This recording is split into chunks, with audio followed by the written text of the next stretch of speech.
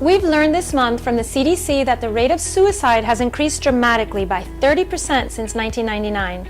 We need to draw the line right now between the legalization of physician-assisted suicide and the growing incidence of Americans, young and old, taking their own lives. The law is a moral teacher. When you legalize something, you normalize it.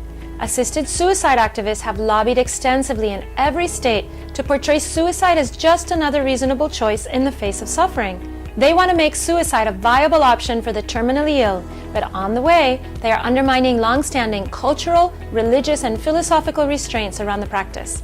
These restraints act to protect the depressed and anxious from acting on their suicidal impulses. Several studies have shown that people with moral or religious objections to suicide are much less likely to take their own lives.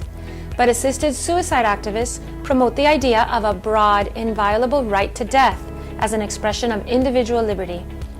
Americans are responding by changing their minds about suicide, seeing it now as a normal, reasonable, and even compassionate choice in the face of suffering and hopelessness.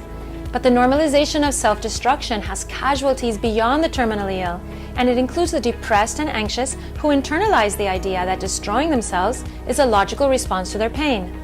The young are especially vulnerable. They have no life experience of recovering from what seem to be crushing blows, and they haven't learned that present miseries are almost sure to pass. They also live lives focused on social media. Their idea of reality is conditioned by what seem to be other people's perfect lives.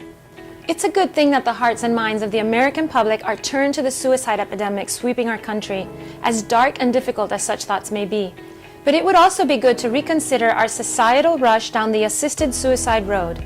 For the further down this road we go, the more we create a culture comfortable with suicide, threatening broad swaths of society and bringing more pain, not less.